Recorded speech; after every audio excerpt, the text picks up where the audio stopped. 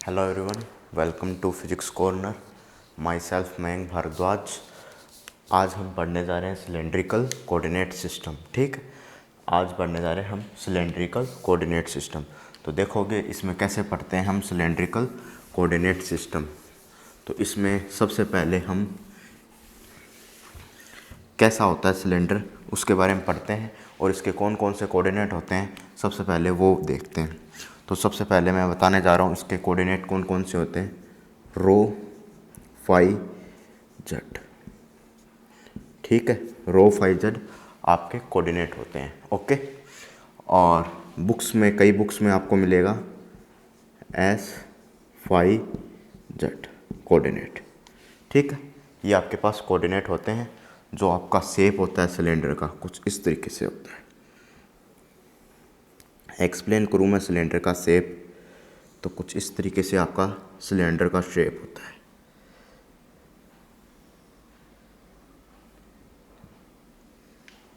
ठीक है, कुछ इस तरीके से सिलेंडर का शेप होता है।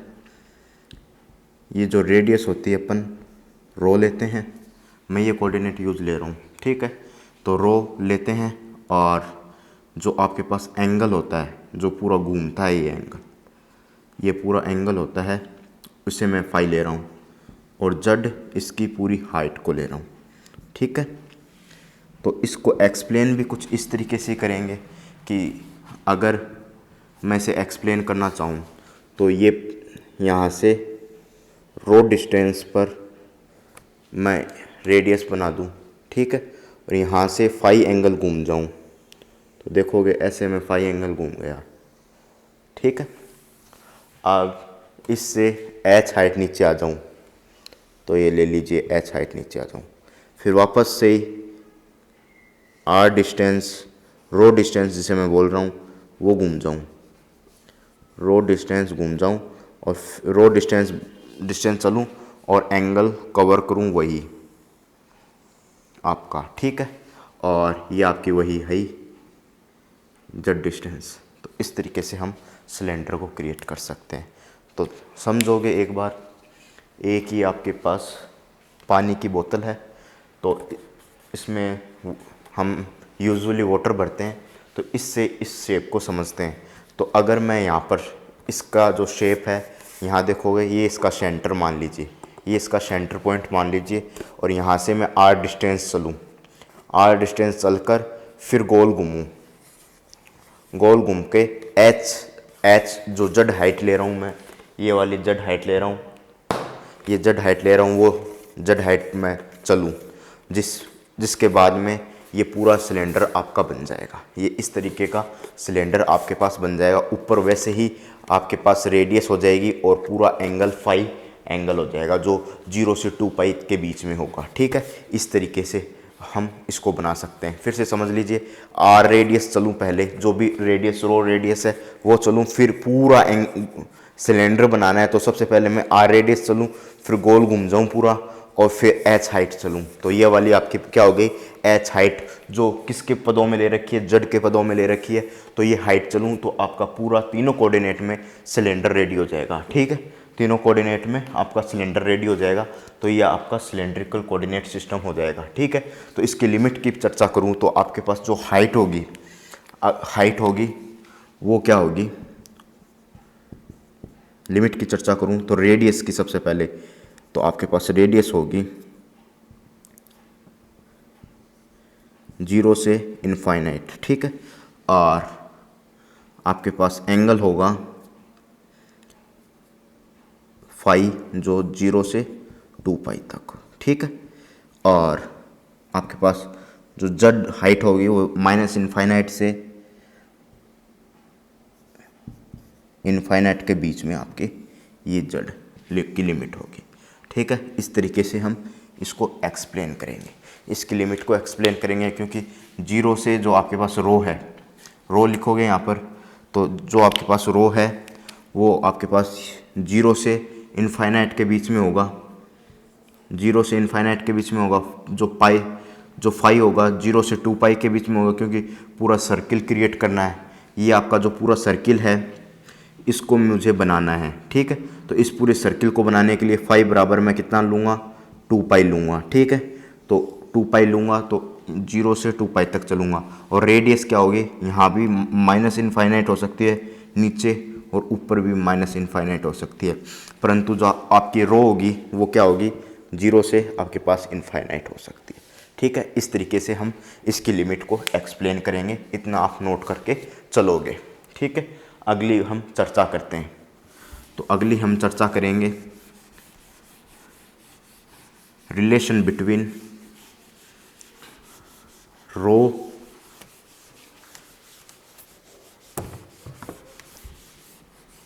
Phi Z and Cartesian coordinate system X Y Z, ठीक है। इसमें क्या रिलेशन होगा उस पर चर्चा करते हैं, तो इस पे चर्चा करेंगे। तो आप सबसे पहले इसके कोऑर्डिनेट लिखोगे, तो कोऑर्डिनेट आपके पास क्या हो जाएगा, रो फाई और जेड, ये आपके पास क्या आ जाएगा, कोऑर्डिनेट आ जाएगा, ठीक है।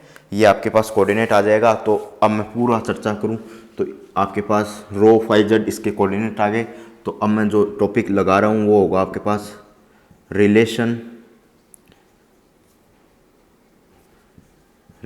Between rho phi Z and x Y z, relation between rho phi Z and x Y Z, ठीक है। तो सबसे पहले मैं सिलेंडर बनाने की कोशिश करूं, एक कार्टेशियन कोऑर्डिनेट सिस्टम ले रहा हूं मैं, उस पर सिलेंडर बनाने की कोशिश कर रहा हूं। तो ये आपके पास एक्स हो गया, ये एक्स हो गया, ये वाई हो गया, ये जेड हो गया, ये सेंटर जो आपका सिलेंडर का ओरिजिन हो गया। और इससे मैं रो डिस्टेंस आगे चलूँ तो लीजिए भाई, रो डिस्टेंस आगे चला, और एंटी क्लॉकवाइज एंगल क्या होगा आपके पास, 5 होगा, ठीक है। और इसके कंपोनेंट हम बांट लेंगे, तो ये आपके पास कुछ इस तरीके से, इसका एक कंपोनेंट इस तरफ हो जाएगा, एक तो कंपोनेंट इस तरफ हो जाएगा और एक कंपोनेंट इस तरफ हो जाएगा, ठीक है। कुछ इस तरीके से बनेगा। एक बार ढंग से नहीं बनाए तो एक बार नीचे वाली लाइन ढंग से बनाता हूँ, ठीक है। तो ये आपके पास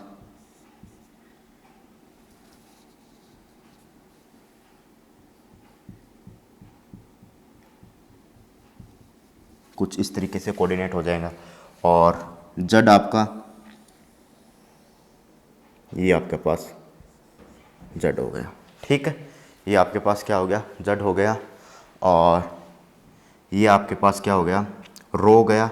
और रो के कंपोनेंट करूं तो फाई के साथ में रो का कंपोनेंट क्या आ जाएगा, रो कोस फाई।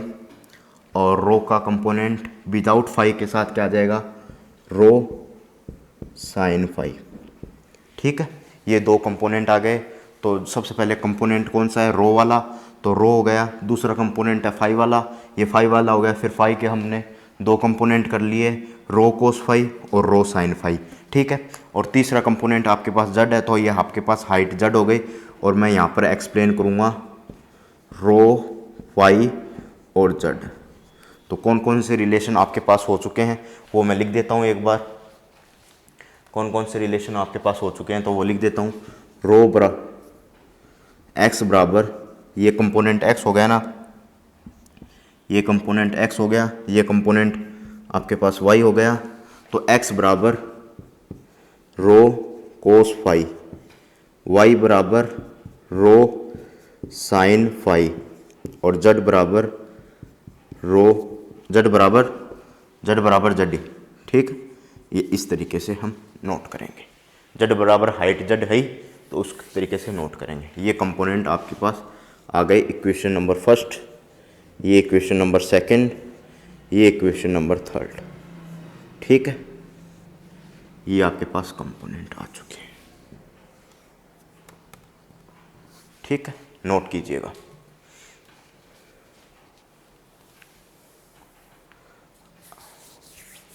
ठीक है, उम्मीद कर रहा हूं कि आपने नोट कर लिया होगा। तो आपके पास आर वेक्टर क्या हो जाएगा, are vector.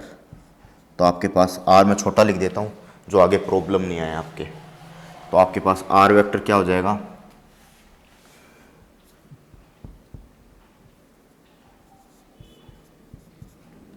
X I cap Y J cap plus z k cap, ये आपके पास आर वेक्टर हो जाएगा। ठीक है, और आर की सारी वैल्यू रख दीजिए एक्स वाई जेड की, तो आपके पास हो जाएगा रो कोस फाई आई cap plus rho sine phi जे cap plus z k cap. ठीक है, ये आपके पास हो गया है। अब इसका यूनिट वेक्टर निकालोगे, तो यूनिट वेक्टर निकालोगे तो इसमें क्या करोगे, यूनिट वेक्टर निकालते टाइम तो डायरेक्ट आप यूनिट वेक्टर ना निकालिए और डायरेक्ट ही कर दोगे। एक मैंने 2 मेथड से इसको किया था, जो आप किया था मैंने 2 मेथड से, मैं वो बताऊंगा। सबसे पहले इतना नोट करोगे, इक्वेशन नंबर 4। ठीक है, इक्वेशन नंबर 4 आपके पास आ चुकी है। ठीक है, अब नेक्स्ट अपन जो कर रहे हैं इसकी ज़रूरत नहीं है अपने को, तो मैं इसको मिटा देता हूँ। ठीक है,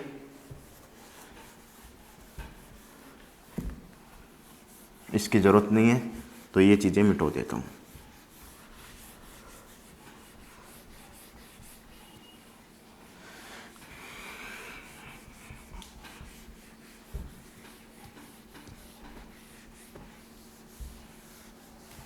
ठीक है, तो अब relation between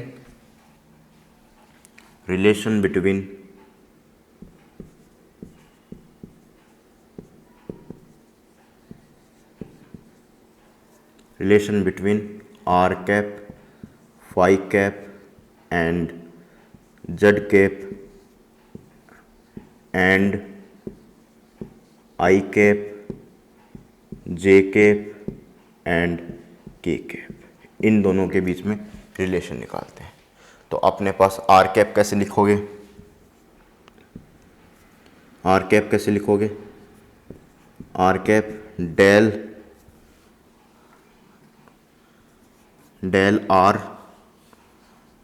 are vector upon delta रो।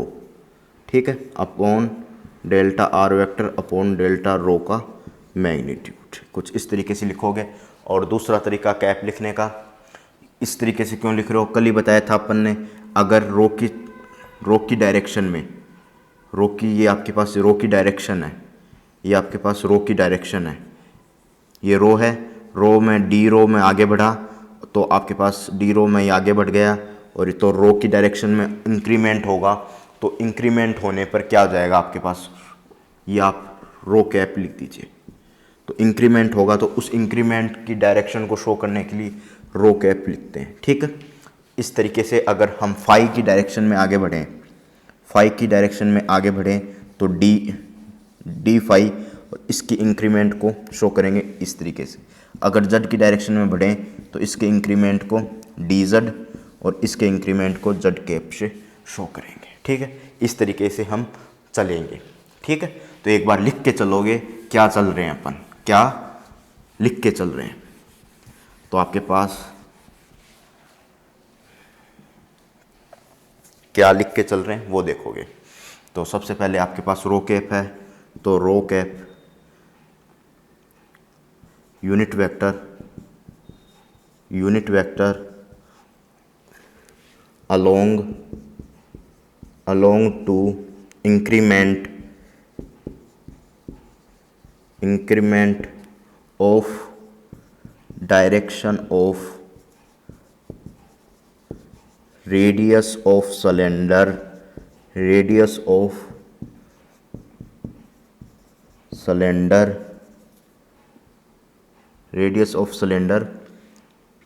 रो। ठीक है, इस तरीके से हम यूनिट वेक्टर को शो करेंगे। इंक्रीमेंट लिखेंगे इसको। ठीक है, unit vector along to increment of direction radius of cylinder rho, इस तरीके से शो करेंगे। तो सबसे पहले हम इसका डेरिवेटिव ले लेते हैं रो के रिस्पेक्ट में। तो आपके पास क्या आएगा, कोस फाई आई कैप प्लस साइन फाई जे कैप प्लस 0 के कैप। इसी का ही मैग्नीट्यूड ले लोगे तो root cos square phi plus sine square phi, तो ये आपके पास 1 हो गया।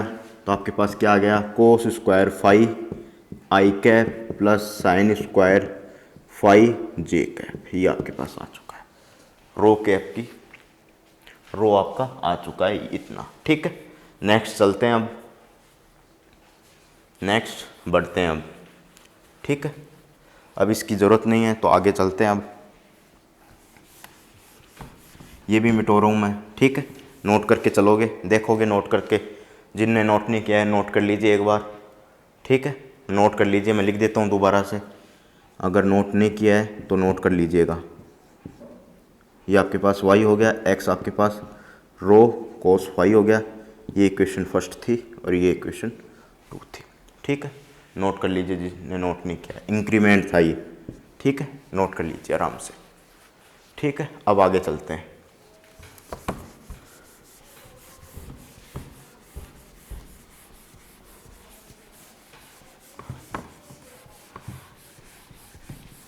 आर कैप क्या था वो मैं लिख देता हूँ साइड में। जो आपका आर कैप था वो लिख देता हूँ मैं साइड में। तो आर कैप था आपके पास रो कोस फाई आई cap plus rho sine phi जे cap plus z k cap. ये था आपका आर कैप।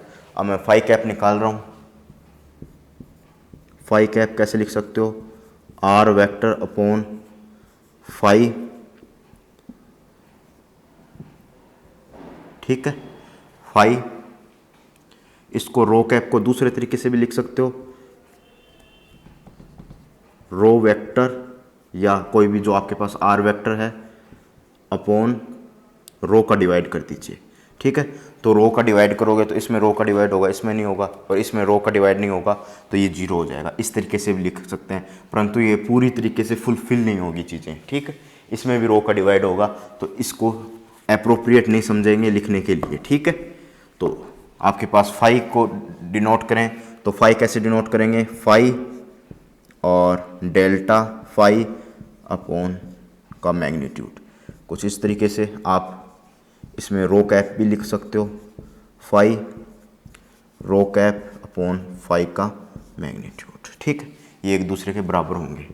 तो सबसे पहले ये मेथड में कौन सा मेथड लगा रहा हूँ, बीच में और लगा दीजिए। ठीक है, दोनों तरीके से आप डिनोट कर सकते हो। ये अगर नहीं समझा है तो लेक्चर नंबर 6 में आप ये चीज़ जाके देखो कैसे मैंने एक्सप्लेन किया है। लेक्चर 5 और 6 आप देखो ईएमटी का, जब आपको समझ में आ जाएगा। ठीक है, तो सबसे पहले मैं आर वेक्टर है आपके पास, क्या है आर वेक्टर, ये है, तो इसका डेरिवेटिव किसके रिस्पेक्ट में कर दीजिए, फाई के रिस्पेक्ट में कर दीजिए। तो आप फाई के रिस्पेक्ट में करोगे तो डेल्टा आर मैं निकाल रहा हूँ, क्या हूँ, delta R delta phi upon delta R upon delta phi का मैग्नीट्यूड, ये निकाल रहा हूँ मैं।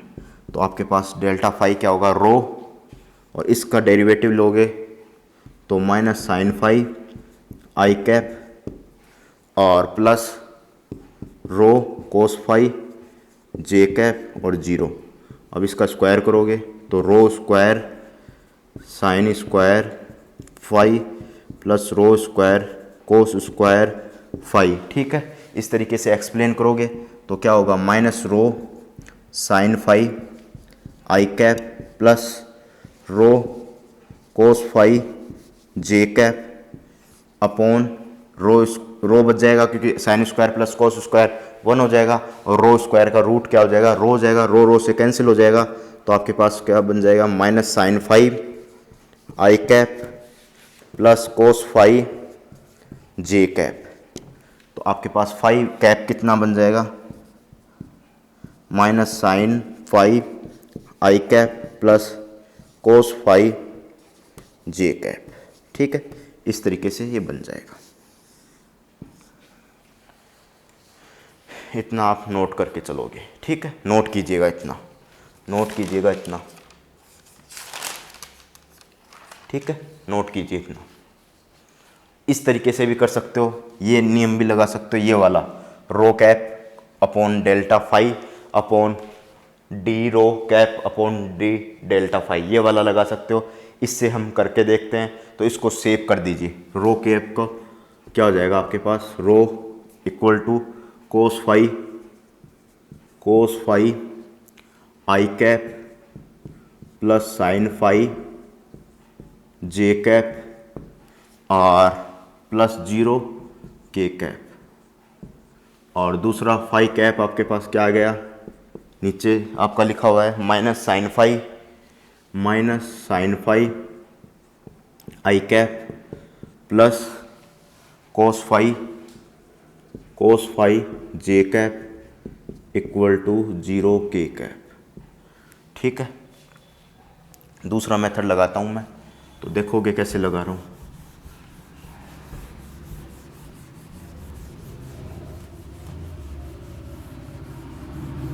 यहां लगा देता हूं ये वाला मेथड रो कैप वाला, तो rho cap upon delta phi upon rho cap upon delta phi का मैग्नीट्यूड। तो कैसे लगाओगे, इसका डेरिवेटिव ले लीजिए ऊपर वाले का, तो माइनस साइन फाई आई कैप प्लस कोस, इसका डेरिवेटिव लोगे कोस फाई जे कैप अपॉन इसका स्क्वायर करोगे तो sine square phi plus cos square phi, तो ये तो 1 हो गया, तो आपके पास क्या आ गया फाई आई कैप प्लस कोस फाई जे कैप। तो आपका ये वाला चीज़ और ये वाला चीज़ सेम है, तो आपका डायरेक्ट ही ये हो जाएगा। ठीक है, नेक्स्ट चलते हैं अपन जेड की डायरेक्शन में। जेड की डायरेक्शन में यूनिट वेक्टर कैसे डिफाइन करेंगे, जेड की डायरेक्शन में यूनिट वेक्टर कैसे डिफाइन करेंगे, तो देखिएगा जेड की डायरेक्शन में यूनिट वेक्टर डिफाइन करते हैं।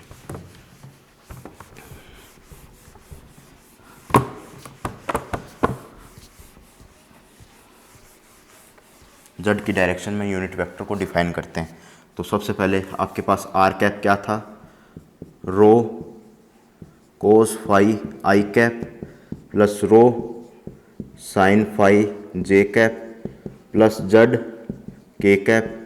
अब इसका डेरिवेटिव ले लीजिए चाहे से जेड के रेस्पेक्ट में और इसका मैग्नीट्यूड कर दीजिए जेड के रेस्पेक्ट में। ठीक है, ये आपका क्या हो जाएगा, जेड कैप हो जाएगा, या फिर इसका आपके पास जो रो गिवन है जो उसका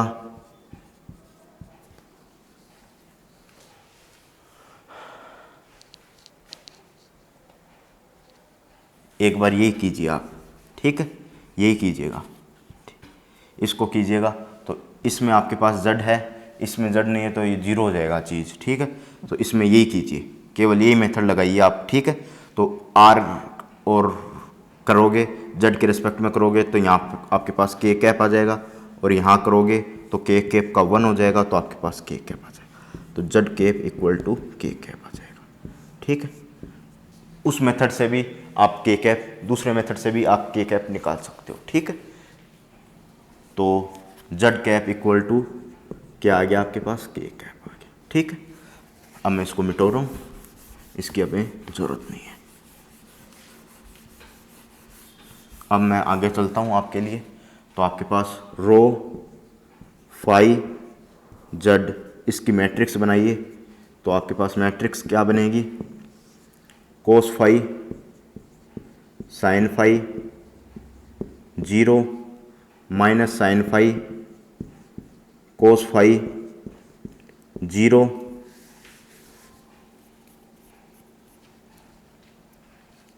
और 0 0 के कैप नहीं 1। ठीक है, और ये आपके पास क्या हो जाएगा, आई कैप प्लस जे कैप प्लस के कैप, ये आपके पास हो जाएगा। तो आई कैप से मल्टीप्लाई करोगे कोस फाई की, तो कोस फाई आई कैप और माइनस साइन फाई आई कैप और 0 0 आई कैप। ठीक है, फिर जे से मल्टीप्लाई करोगे माइनस जे से मल्टीप्लाई करोगे, सबसे पहले आई से मल्टीप्लाई करके देखिए, तो आई से मल्टीप्लाई करोगे आई कैप कोस फाई और आई कैप माइनस साइन फाई और ये 0। ठीक है, फिर जे से मल्टीप्लाई करोगे जे कैप माइनस साइन फाई और जे कैप कोस फाई और जे कैप 0, और के कैप से मल्टीप्लाई करोगे तो 0 0 1 आपके पास आ जाएगा। फिर से समझ लीजिए, इसको अगर मल्टीप्लाई कर दोगे तो यही चीज़ आपके पास आ जाएगी। आई कैप से कोस फाई की मल्टीप्लाई करोगे और आई कैप से आप किससे मल्टीप्लाई करोगे, माइनस साइन फाई से मल्टीप्लाई करोगे। आई कैप से 0 से मल्टीप्लाई करोगे 0 हो जाएगा। ठीक है, और जे कैप से कोस फाई की मल्टीप्लाई करोगे और साइन जे कैप से साइन फाई की मल्टीप्लाई करोगे, जे कैप से कोस फाई की मल्टीप्लाई करोगे, ये 0 हो जाएगा।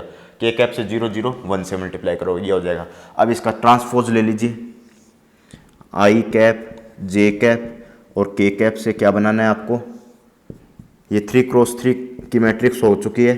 अब इससे ये बनाना है आपको, तो इसका ट्रांसपोज ले लीजिए। जो ये तो आपके पास रो हो गई और ये आपके पास कॉलम हो गया, ये आपके पास रो हो गई, कॉलम हो गया। तो रो से को कॉलम में बदल दीजिए। ये आपके पास रो है तो इसको कॉलम बना दीजिए। पहले वीडियो में भी अपन ने ईएमटी सेक्शन 6 में भी ये कर रखा है, वहाँ जाके आप देख सकते हो, ठीक है। तो कोस फाई, साइन फाई और ये 0, ठीक है। अब माइनस साइन फाई, ये कोस फाई, ये 0 और ये 0, ये 0, ये 1, ठीक है। रो को कॉलम में चेंज करोगे, कैसे करोगे, cos phi sine phi 0 minus sine phi cos phi 0 0 0 1, कुछ इस तरीके से आपके पास बन जाएगी। मेरे हिसाब से केवल ये कोस चेंज, ये साइन चेंज हुआ है, इंटरचेंज हुआ है, बाकी सब एक्सा का एक सा है, बाकी सारे एलिमेंट एक से हैं। तो ये आर कैप, ये फाई कैप और ये जेड कैप, ठीक है। कुछ इस तरीके से आपके पास बन जाएंगे। ये आपका क्या हो गया, हेयर लिखोगे यहाँ पर, here transpose,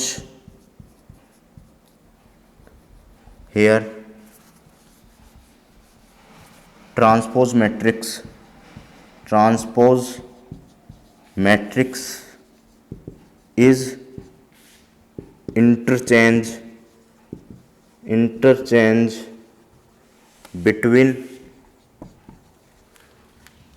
I cap, J cap, k cap to rho cap, phi cap, z cap, ठीक है। इस तरीके से आप एक नोट लगा के यहां पर लिख सकते हो। नेक्स्ट चलते हैं, अब इतना नोट कीजिए आप। नेक्स्ट चलते हैं, इसके लेंथ एलिमेंट, एरिया एलिमेंट और वॉल्यूम एलिमेंट और फाइंड आउट कर देते हैं, ठीक है। तो नेक्स्ट चल रहे हैं अब।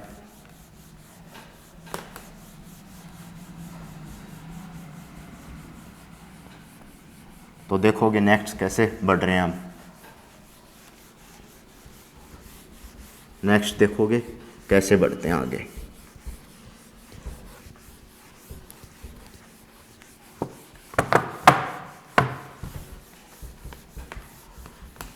देखता हूँ कितना मिनट का वीडियो हो गया।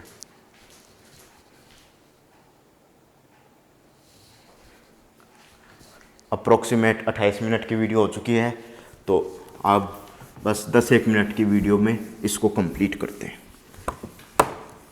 तो सबसे पहले लेंथ एलिमेंट की बात कर लेते हैं। तो इसमें सबसे पहले वही डायग्राम फिर से बनाते हैं। ये x, ये y, ये z, ये रो। इस रो के अलोंग, ये सेंटर है, रो के अलोंग ये कंप्लीट ऐसे घूमेगा, देखिएगा रो के अलोंग ऐसे कंप्लीट घूमेगा, तो ये आपके पास एंगल बन जाएगा। और ये हाइट चलेगा नीचे, तो आपके पास हाइट बन जाएगी, जिससे आप हाइट जेड बन जाएगी, जिससे आपको सिलेंडर एक्सप्लेन कर दोगे, ठीक है। ये आपका फाई एंगल, और ये आपके पास क्या हो गया, x equal to rho cos phi component, y equal to rho sine phi component, ठीक है। और ये आपके पास, इसको मिला दीजिए, इसको यहाँ से मिला दीजिए, ठीक है।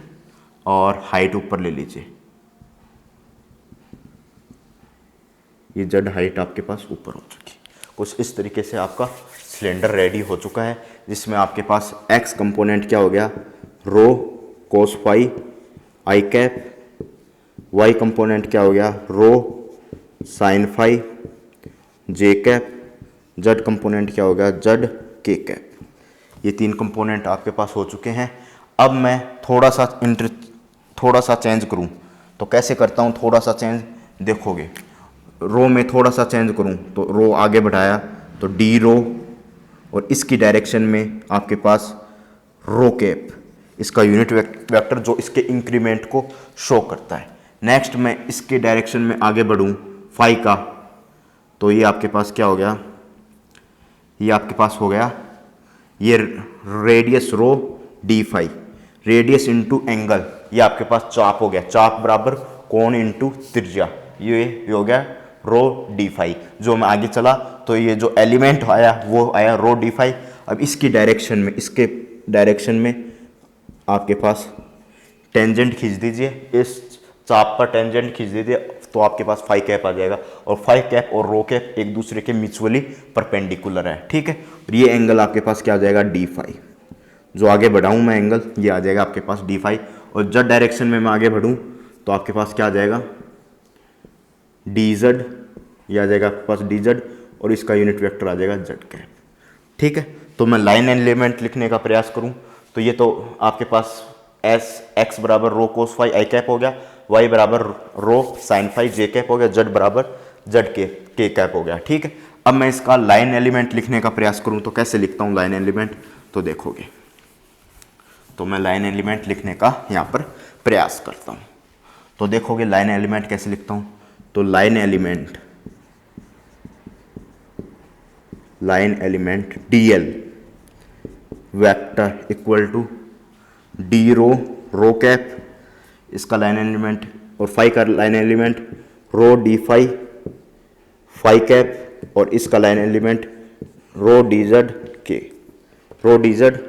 Z cap. ये इसके लाइन एलिमेंट हो चुके हैं, ठीक है। अब सरफेस एलिमेंट की बात करूं, सरफेस एलिमेंट की बात करूं तो इसके सरफेस एलिमेंट की मैं बात कर रहा हूं, तो सरफेस एलिमेंट की कैसे बात करूंगा, तो सरफेस दो डायमेंशन से बनेगा, सरफेस या एरिया, सरफेस या एरिया, तो एरिया या सरफेस दो डायमेंशन से बनेगा, एक डायमेंशन को जीरो करना पड़ेगा, तो डी आप क्या करोगे, डी एस रो निकालोगे तो आपके पास क्या आ जाएगा, डी एस रो निकालोगे, तो इसमें क्या करोगे, डी एस रो निकालने पर डी एस रो निकालोगे तो ये आपके पास रो आपके पास क्या होगा, कांस्टेंट होगा। ये इसका कांस्टेंट क्यों होगा, क्योंकि ये आपका प्लेन होगा, ये फाई कैप, ये फाई जेड का जो प्लेन हो गया ये हो गया, फाई और जेड का प्लेन हो गया, इसके परपेंडिकुलर इसका यूनिट वेक्टर होगा जो इस प्लेन की डायरेक्शन को शो करेगा। तो आपका एलिमेंट क्या हो जाएगा, एन कैप बराबर रो कैप इसका एलिमेंट होगा जो इसकी डायरेक्शन को शो करेगा कि इस सरफेस की डायरेक्शन परपेंडिकुलर है, जो है अर्थ से परपेंडिकुलर है, ग्राउंड से परपेंडिकुलर डायरेक्शन है, वो इस तरीके से हम शो कर पाएंगे, ठीक है। अब नेक्स्ट बात करें तो इसमें क्या होगा, जो अपन डी एस रो लिखते हैं, जो रो इसके बेस में लिखा है वो कांस्टेंट होता है, area at which rho constant, ये अपन ने कर्वीलिनियर कोऑर्डिनेट सिस्टम में भी पढ़ा है, तो D rho equal to zero, ठीक है। तो डी रो जीरो हो जाएगा तो आपके पास क्या आ जाएगा, डी रो जीरो हो जाएगा, तो D L phi vector multiply D L Z multiply, तो आपके पास डी एल फाई क्या है, rho D phi phi cap और मल्टीप्लाई डी जेड कैप, ठीक है। दोनों कांस्टेंट है तो बाहर निकाल दीजिए, rho D phi D Z और फाई मल्टीप्लाई जेड कैप, तो आप phi multiply Z cap cycle बनाओगे, वैसे ही आपके पास रो फाई जेड, तो ये दो तो एक ही डायरेक्शन में है, तो ये आपके पास क्या आ जाएगा, पॉजिटिव आ जाएगा, और वैसे भी देख सकते हो फाई और जेड है तो नेक्स्ट आपके पास क्या आएगा, रो कैप आएगा, ठीक है।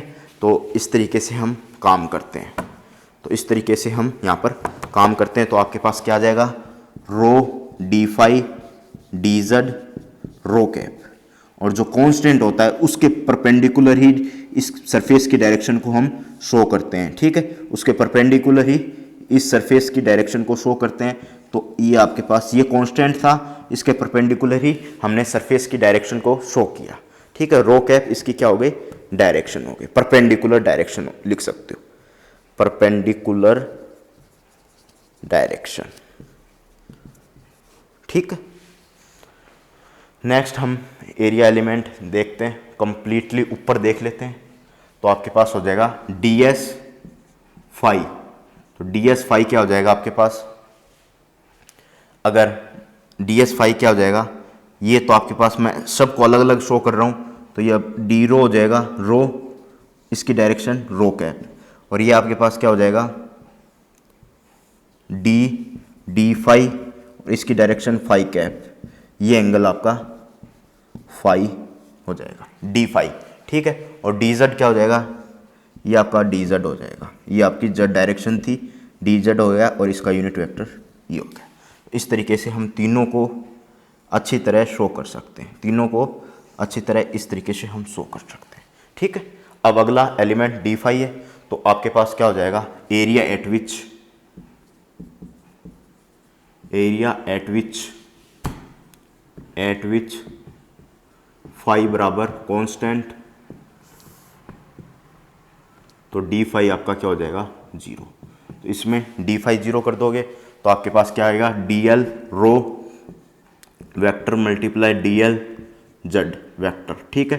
तो ds5 आपका क्या हो जाएगा, dl रो क्या है, d rho cap multiply dl Z क्या है, dz जेड कैप, ठीक है।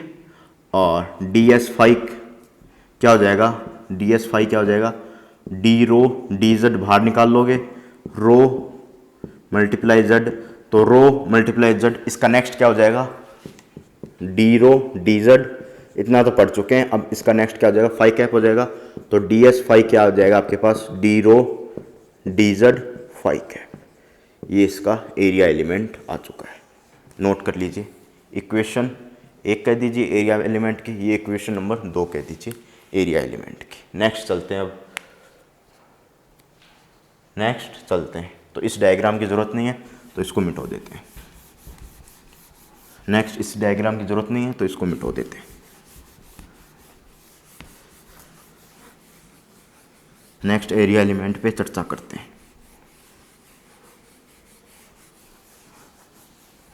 ठीक है। नेक्स्ट एरिया एलिमेंट पे चर्चा करते हैं। तो देखोगे नेक्स्ट एरिया एलिमेंट, ठीक है। नेक्स्ट एरिया एलिमेंट देखोगे कैसे निकालते हैं। तो आपके पास एरिया एट विच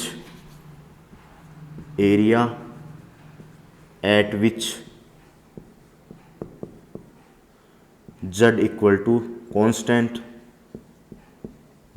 कॉन्स्टेंट, तो डी जेड आपका क्या हो जाएगा 0 हो जाएगा। तो आपके पास D L Z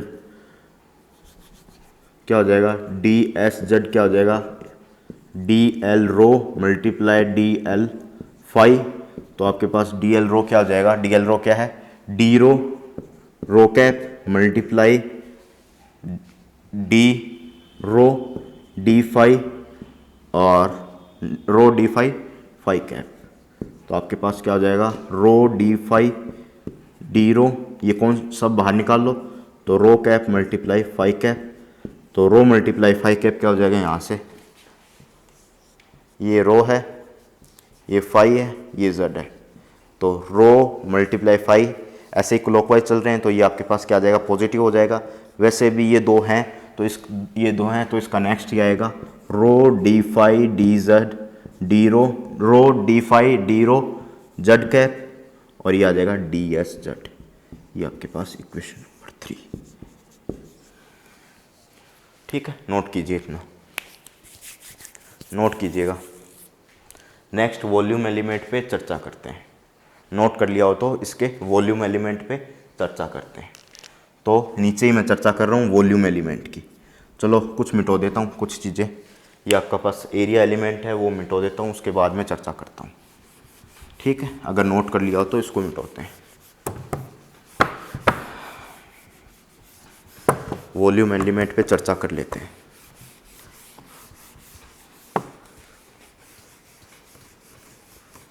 volume element पे चर्चा कर लेते हैं, ठीक है।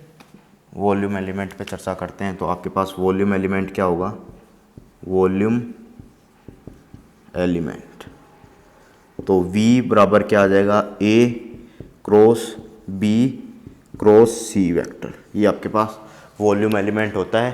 तो V बराबर क्या आ जाएगा, A की वैल्यू क्या है, DL rho vector multiply DL phi vector multiply DL Z vector. ठीक है, तो DL रो क्या है, D रो कैप, और DL फाई कैप क्या है, D rho D phi cap, और मल्टीप्लाई DZ जेड कैप। ठीक है, इसको पहले सोल्व करते हैं। तो V बराबर D rho cap rho D phi DZ, ये हो जाएगा phi cap cross Z cap. ठीक है, अब आपके पास क्या हो जाएगा, चूंकि फाई क्रॉस जेड कैप क्या हो जाएगा, रो कैप। ठीक है, तो ये आपके पास आ जाएगा रो कैप। मैं आगे यहाँ लिख रहा हूँ। तो V वॉल्यूम आपका, DV वॉल्यूम लिख दीजिए, इसको DV लिख दीजिए, DV। तो आपके पास DV वॉल्यूम क्या आ जाएगा, D रो कैप, और ये हो जाएगा रो D फाई DZ, ये रो कैप, और आपके पास rho cap dot rho cap क्या होता है, 1 होता है, और DV आपके पास क्या हो जाएगा, रो D फाई और DZ, ये आपके पास 1 हो जाएगा। इस तरीके से आपका क्या निकलेगा, वॉल्यूम एलिमेंट, इक्वेशन नंबर 4। ठीक है, इक्वेशन नंबर 4 नोट कीजिएगा। ठीक है, ये रो कैप आ गया, फिर D rho D phi DZ rho cap 1 हो गया, रो D फाई DZ आपका वॉल्यूम एलिमेंट आ चुका है। ठीक है, नोट कीजिए, इतना नोट कर लीजिए आराम से। तो बिल्कुल आराम से नोट कीजिएगा। ठीक है, मैं उम्मीद करता हूँ कि ये सब आपने नोट कर लिया होगा। नहीं नोट किया है तो पॉज कर नोट कर लीजिए। अब हम नेक्स्ट वीडियो में EMT के नए सेक्शन पर चर्चा करेंगे, नए टॉपिक पे चर्चा करेंगे। ठीक है, और 11th क्लास की अपनी क्लासें फिर से कंटिन्यू कर देंगे। मैकेनिक्स की जो क्लास चल रही है उसमें फिर से हम कंटिन्यू रख देंगे। तो हमारे साथ कनेक्टेड रहिए और वीडियो कंप्लीट देखिए, और लाइक करते रहिए, शेयर करते रहिए, सब्सक्राइब करते रहिए। Thank you.